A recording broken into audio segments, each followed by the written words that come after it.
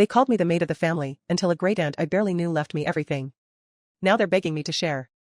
Growing up, I was the invisible daughter. The oops child, born nearly a decade after my two older siblings. My mother used to tell people I was their surprise blessing, but behind closed doors, I was more like the live-in maid they didn't need to pay. My sister, Chloe, was the golden girl. Blonde, tall, captain of the volleyball team, and seemingly born with a professional headshot in her baby book. My brother, Noah, was the golden boy, charming, athletic, destined for great things, as my father liked to say. They went to camps, had tutors, celebrated birthdays with rented bounce houses and themed cakes. Me? I got chore charts and eye rolls. By age 6, I was the designated dishwasher. Not because I offered, but because, according to Mom, you're lower to the ground, sweetie, easier to reach the bottom rack. I did laundry before I could spell the names on the clothes, and by the time I hit double digits, I knew everyone's coffee order and how to iron my dad's dress shirts without creasing the collar. When I asked why my siblings didn't help, my mom would smile tightly and say, "They're focused on real goals, sweetheart. You're just helpful." That word. Helpful. It became my cage. Every time I tried to push beyond it, audition for the school play, sign up for an art class, even just ask for a ride to a friend's, I was met with some version of maybe later or that's not really your thing. Eventually, I stopped asking. I wore Chloe's old clothes, even if they didn't fit. Ate leftover dinner scraped from other plates. My bed was a futon in the unfinished laundry room, with exposed pipes overhead and a single overhead bulb that buzzed when it rained. The ceiling leaked in winter. The floor was always cold. While Chloe had a pastel sanctuary with fairy lights and a queen-sized mattress, I did algebra on a fold-out table surrounded by baskets of damp socks. No one noticed I got straight A's. No one praised my perfect attendance or my honor roll certificates. But they clapped when I figured out how to reset the Wi-Fi or showed them how to switch the TV input to HDMI. Chloe once got a standing ovation at her graduation for winning a regional sports scholarship. I quietly won the state math Olympiad 2 years earlier. They didn't come. At family dinners, they'd rave about Noah's debate team victory or Chloe's flawless backhand. I was usually in the kitchen, topping up drinks or scraping plates. When I did sit down, someone would remember a light bulb that needed changing or a towel that hadn't been folded quite right. My identity, in their eyes, was a series of silent services. And if I ever slipped, if I forgot to pack Chloe's protein bars or didn't refill the hand soap, I wasn't just scolded. I was treated like I'd failed my one job. My mother's disappointment felt colder than my basement floor. My father would say things like, "Even the easy stuff's too much for her." They never knew I cried myself to sleep almost every night. Not because I wanted attention, but because I'd stopped believing I deserved any. There were moments I'll never forget, not because they were grand, but because they made it unmistakably clear where I stood. When I was 8, the school planned a weekend trip to a science museum. I was ecstatic. We were going to sleep under the giant whale in the marine exhibit, a sleepover in a museum, just like the movies. I ran home, clutching the permission slip, already dreaming about the glow-in-the-dark stars they promised for our camp setup. But my mom barely looked up from her magazine. "That's too much hassle. Chloe needs help prepping for her showcase, and I need you around." I offered to pack everything myself, even tried to promise I'd stay out of the way. She ripped the form in half. "We're not paying $50 so you can go play make-believe under a stuffed fish." That same weekend, she took Chloe to get her nails done and spent over $100 on a new dress for Noah's banquet. In a few years, my 5th grade teacher nominated me for a regional spelling bee. I placed 3rd in the qualifying round, which meant I could advance. I needed to bring a parent along, but the event was on a Thursday morning, inconvenient for everyone, apparently. My dad told me, "You don't really want to stand on a stage and spell, do you? That's not a talent, that's trivia." I stayed home sick that day. Or at least, that's what the office note said. Christmas was the worst. Every year, Chloe and Noah would each get 3, sometimes 4 big-ticket gifts: tablets, sneakers, signed jerseys, noise-canceling headphones. I'd get practical things. Socks. A planner. One year I got a calendar with someone else's name scratched off the front. Oops, Mom laughed. The store must have messed up. Still works though. At age 13, I scraped together a homemade birthday card for my dad. I drew his favorite car on the front, shaded every line with colored pencils because I couldn't afford markers.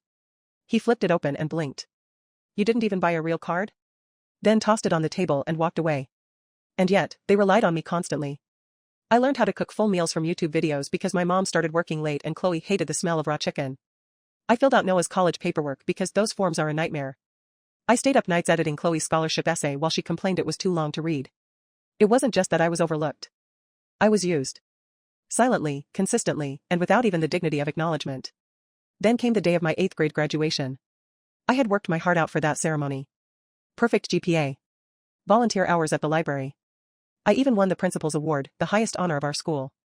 When they called my name, I looked out into the audience, row after row of proud parents standing with phones in the air. My row was empty. No one had come. They said they forgot it was today. Chloe had a cheer competition and Dad needed help setting up the backyard grill. I walked home alone that day, clutching my certificate like it was a piece of trash I'd fished out of the bin. I didn't cry until I reached the laundry room and saw my dinner, a microwaved hot dog, cold on the plate. And then, a few months later, came Aunt Marella. It was fall when she came to visit, not for a holiday, not for a birthday, just a surprise stopover on her way home from some art show upstate. She hadn't been around in years. I barely remembered her beyond the old photos, the only relative in red lipstick, smiling like she knew a secret. When she walked through the door, Chloe squealed like she was a celebrity. My mom fluttered around offering wine, and Noah shook her hand like a job interviewer. Everyone was putting on their best, fakest version of themselves. I stayed in the kitchen, scrubbing dishes that didn't need scrubbing. She found me anyway. "Didn't you grow?" she said softly, leaning against the doorway. "Last time I saw you, you still had skinned knees and a missing front tooth." I looked up, blinking through the steam. "I still have the knees." She smiled. "So you're the one keeping this place running?" I didn't know how to respond. Most people ignored me until they needed something. Mirella didn't. She stepped in, dried the plate I was holding, and nodded toward the dining room. "How long have you been doing all this?" "All what?" She didn't answer, just gave me a look that said, "Don't insult my intelligence." Later that night, while everyone laughed over wine and Chloe showed off her new eyelashes, I brought Mirella a cup of tea. She was sitting on the back patio, alone under the dim porch light, watching the wind twist the leaves. "You know," she said, not looking at me, "I was the helper in my family too. Not because I liked it, but because it was expected." I sat down across from her, the warm cup still in my hands. "They always say helpful like it's a compliment," I murmured. "Exactly." She finally looked at me. "But what it really means is convenient. Disposable, even." There was a pause, long and quiet. "I wasn't the pretty one," she added. "My sisters had curls and smiles that made rooms stop. I had sense. They called me useful like it was a curse. Like it made me less feminine. Less deserving." I didn't speak, because I felt like if I did, I might cry. She reached into her purse and pulled out a velvet pouch, not flashy, not dramatic, and handed it to me. "I don't give gifts often," she said.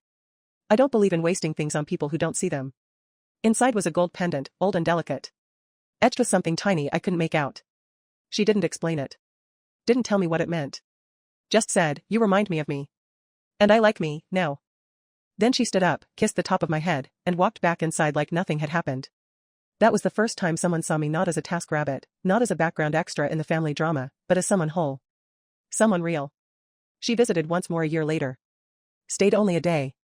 Brought me a stack of secondhand novels and a tin of dark chocolate. We spent most of that visit in the garden, pulling weeds and talking about nothing in particular. She never said anything about money. Never hinted at plans. But the way she looked at me, the quiet weight of her words, it stayed with me long after she drove away. After Morella's visit, things returned to normal, which is to say, they returned to awful. On the day of my exams, my alarm never went off. Because my phone was dead. Because Noah took my charger without asking. Again. I missed the first test window and cried in the kitchen while making scrambled eggs for everyone else's breakfast. My mom told me, maybe it's for the best. College isn't for everyone. And then she handed me a grocery list. When my dad's boss came for dinner, someone who could actually help Noah get an internship, I was told to cook something fancy, but not too expensive, serve it with a smile, and stay silent unless spoken to. Chloe took credit for the apple tart I'd spent 4 hours on, then asked me to clean up the mess she and her friends left in the living room. By the end of that month, I'd fixed the router, repaired a toilet chain, typed up Mom's resume, and spent my Saturday repainting the garage with leftover paint they didn't even ask if I wanted help using. They never said thank you. They never even noticed the pendant, because I'd started wearing it tucked under my shirt, like a secret I didn't want to share. It was the only thing in that house that belonged to me. And I had no idea how much it would eventually change my life. A year and a half later, the phone call came on a gray Tuesday. I was rinsing dishes before school when Mom picked up the phone in the living room. Her voice dropped into that weirdly polite tone she reserved for neighbors, funeral directors, and realtors. "Oh. That's unexpected." "Yes, of course. Please send the details." She hung up, turned around, and sighed as if someone had just asked her to mop the sky. Mirella passed. The words felt like a punch, though I didn't show it. My hand stilled in the sink. The plate in my finger slipped underwater. "They're doing a private service this weekend. Somewhere upstate. Closed casket, I assume," she added, already walking away. "We'll go, but just for the day. Make sure everyone has clean black clothes ready, will you?" That was it. No moment of silence. No reflection. Just another errand in a busy schedule. I spent that evening in the basement, sitting on the edge of my cot, clutching the pendant. It was cold. Heavier than usual. The only person who had ever seen me, really seen me, was gone. They nearly left without me. Saturday morning, I came upstairs dressed and ready, but my dad was already halfway to the car, and Chloe was complaining about the wrinkles in her dress. Mom looked surprised. "You're coming?" she asked. I nodded. She was my aunt too. She didn't argue, just made me sit in the middle seat, squeezed between Chloe's perfume cloud and Noah's elbows. The drive was quiet, except for my mother's commentary about how unfair it was that Mirella didn't host family more often. "All that space, and never once offered to host Thanksgiving," she muttered. "And that vineyard? Wasted." She never even drank. When we pulled into the gravel driveway, I felt like I'd stepped into a different world. The house was bigger than I remembered, sprawling and sun-drenched, with ivy climbing the sides and wind chimes whispering from the porch. A few distant relatives were already there, murmuring in clusters, sipping lemonade in thick glasses that caught the light. The will reading was scheduled right after the service. Everyone stayed, clearly expecting something.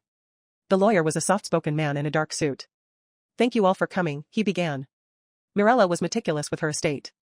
She left very specific instructions. The lawyer read through a few small bequests, donations to charities, items left to old friends. Then he cleared his throat. "To my niece," he paused.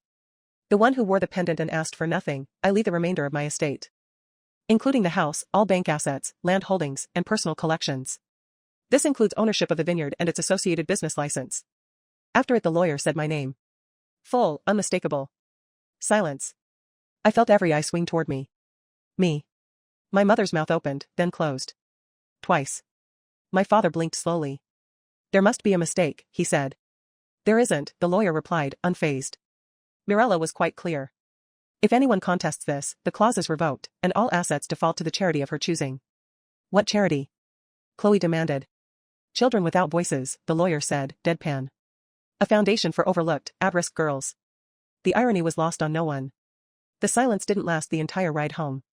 Just most of it. It cracked about 20 minutes from our driveway, when Chloe finally exploded. "This is unbelievable," she hissed, twisting in her seat to glare at me.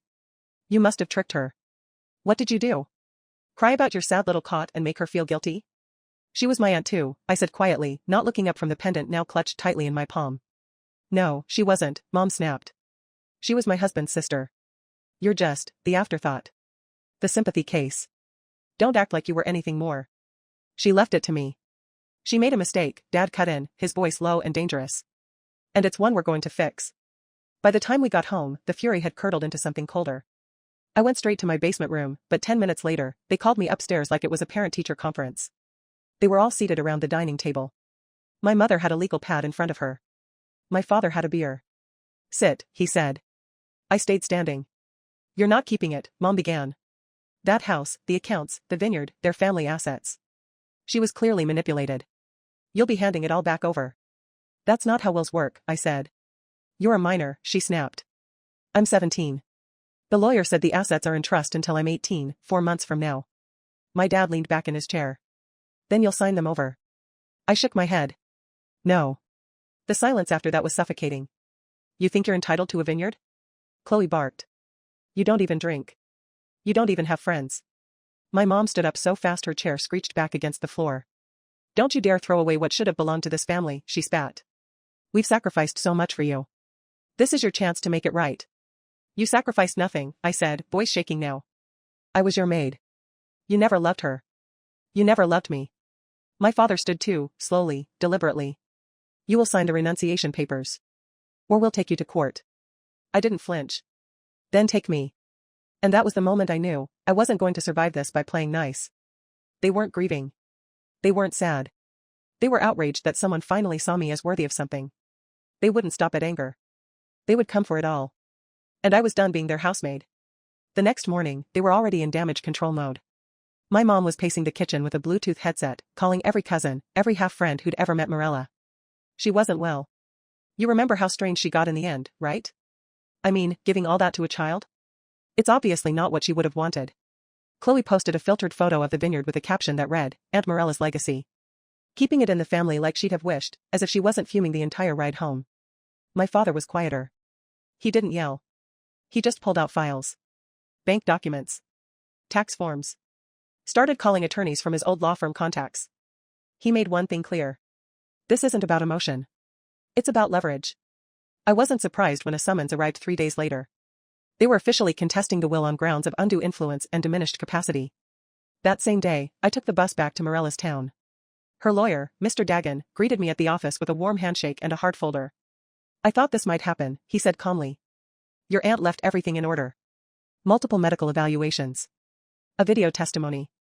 Written journals. And 3 notarized statements from people in the community attesting to her clarity and independence. He slid the folder toward me.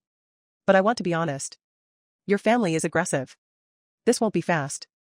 Or quiet. I nodded. Good. I don't want quiet. Over the next week, I assembled everything. Emails from Mirella. Notes in the book she gave me. A voicemail where she said, "You're the only one I trust to take care of what I built."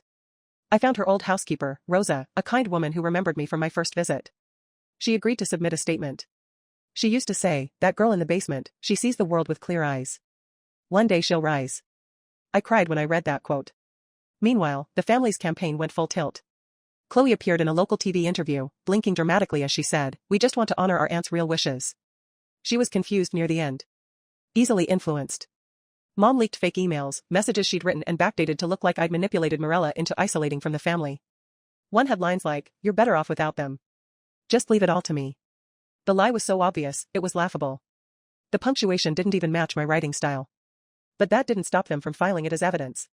My father hired a forensic psychologist to try and retroactively paint Mirella as delusional, citing eccentric behavior like her preference for solitude, her dislike of phones, and, of all things, her lifelong habit of talking to her plants. They were throwing everything they had at me. And still, I held. The court set a hearing date. I stood before the judge in a simple black blazer, one that had once belonged to Mirella, and watched as my parents sat across from me in tailored suits, flanked by their high-priced legal team. I didn't have their money. I didn't have their charisma. But I had truth. And I had Mirella. Even in death, she had laid the bricks for this path. Now all I had to do was walk it. The courthouse smelled like old paper and cold air. My palms were sweating before I even stepped through the door. I'd barely slept the night before, every nightmare was the same, the judge shaking his head, declaring the will invalid, and me watching my family smile as I was stripped of the one thing that had ever been mine. They were already seated when I entered. My parents, stone-faced and composed. Chloe in a blazer that looked like it cost more than my monthly grocery budget. Noah flipping through a stack of notes like he was preparing for a TED Talk. Their lawyer, a man with polished shoes and a permanent smirk, stood when the judge entered and launched into a performance worthy of Broadway. He painted Mirella as mentally unstable, a woman estranged from her own family and easily manipulated by a teenager desperate for attention. She was isolated, withdrawn, and vulnerable. "Miss Gray," he nodded toward me like I was a stranger, saw an opportunity and exploited it. "This will does not reflect rational intent. It reflects emotional manipulation." I clenched my fists under the table. Dagan, my lawyer, leaned in. "Stay calm. We have our turn." Their witnesses came next. An old neighbor who said Mirella started acting strange last year, though she admitted on cross-examination that she hadn't actually spoken to her since 2016. Then Chloe, who dabbed her eyes with a tissue as she said, "She told me she regretted pulling away from us. That she didn't know how to fix it." The judge nodded solemnly. My stomach twisted. My mom took the stand last. Her voice was soft. Controlled. She wore sadness like a costume. She was unwell, she whispered. She had moments of clarity, but they were brief. I tried to reach her, but she just kept slipping away. We all did. And we just want to do right by her. As a family. The lawyer played the fake emails. The ones supposedly from me.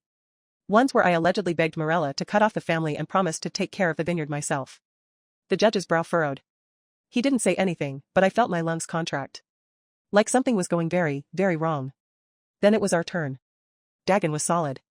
Unshakable. He questioned every falsehood, countered each emotional jab with clean facts. He called Rosa, who testified about how lucid Mirella had been, how much she adored me, how many times she said, "That girl sees more than any of them." He showed the notarized journals, where Mirella had written about me. "I see myself in her. They treat her like I was treated, a shadow they use when it suits them.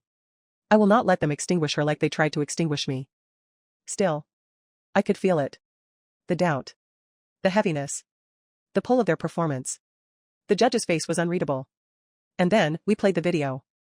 The one Mirella had recorded 6 weeks before she died. She sat on the back porch, wine untouched on the table, wearing a red scarf and smiling softly at the camera. "If you're watching this," she said, "then someone is questioning my mind."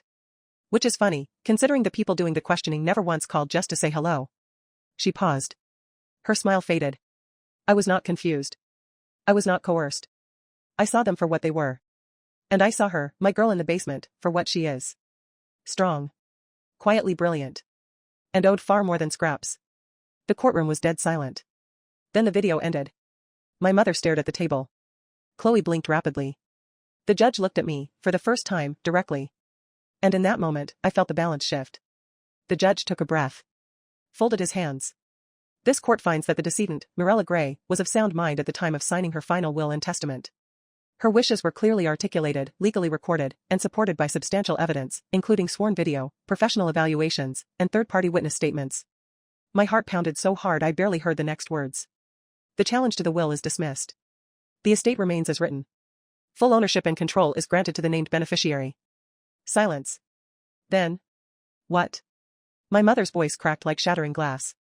No, you can't do this. Chloe stood up. She's a child. She doesn't know anything about property or investments or. She's not even 18. Noah yelled, slamming his hand on the table. This is theft. The judge raised a hand calmly. You may sit down. This matter is closed. My father didn't move. He sat perfectly still, lips pressed into a white line. But his eyes, cold, calculating, stared at me with something worse than rage. Contempt. As if I'd just stolen a crown off his head. Chloe stormed out first, nearly tripping in her heels. Noah followed, muttering curses under his breath. My mother paused near my seat, leaned in like she was going to whisper something. But all she said, through clenched teeth, was, ungrateful little rat. Then she walked away. Only my father remained. He stood slowly, adjusted his tie, and looked at me the way he might look at a broken appliance. You'll regret this, he said quietly. You have no idea what you've started. He left. And just like that, the courtroom was empty again. Except for me. Except for my first victory. It didn't feel real at first. Even after the court documents were finalized, even after the keys were placed in my hand, I kept waiting for someone to take it all back. For Chloe to show up with a new lawyer. For my mom to fake an illness. For my dad to remind me, again, that I was nothing but a burden in a house that only fed me out of obligation. But none of that happened. Instead, I walked through the front door of Aunt Mirella's estate alone, and nobody followed me. The silence inside wasn't like the basement. It wasn't heavy or cold. It didn't hum with laundry machines or footsteps above my head. This silence was soft. Open. Mine. I took slow steps across the wooden floors. Every creak felt like a door unlocking somewhere in my chest. In the study, sunlight poured through the windows and landed across the desk where she used to sit. Her teacup still rested on the windowsill, stained faintly with lipstick. The chair still leaned slightly to the left, as if she'd just stood up. I opened one of the drawers, almost without thinking. Inside was a letter. Handwritten. Folded carefully. My name on the front. I always knew you had the fight in you. They just never gave you the space to show it. But I saw it. I saw all of it. The day you made tea and didn't spill a drop. The way you memorized your brother's class schedule without being asked. The way you apologized when they stepped on your foot. You were never weak, Alara. You were never background. You were just too powerful for people who wanted servants instead of daughters. This house is yours. The vineyard, too. But most importantly, so is the future. Don't waste it trying to convince anyone else of your worth. Just live it. I sat there, holding the paper like it was oxygen. Outside, the vines stretched long and green across the hills. The wind carried the smell of soil and sunlight. I stepped out barefoot, walked the rows she once walked. I didn't have to ask for permission. I didn't have to ask for anything anymore. I placed her pendant in the center of the kitchen table that night. Not to hide it. Not to hold it close like a secret. But to honor it. To let it shine, just like she let me. And for the first time in my life, I felt like I was exactly where I was meant to be. Home. Because of her. Because someone finally saw me, and gave me a chance to see myself. If you enjoyed this story, don't forget to hit that like button, it helps more than you know. Subscribe and stick around for more true stories with twists, turns, and just the right amount of karma.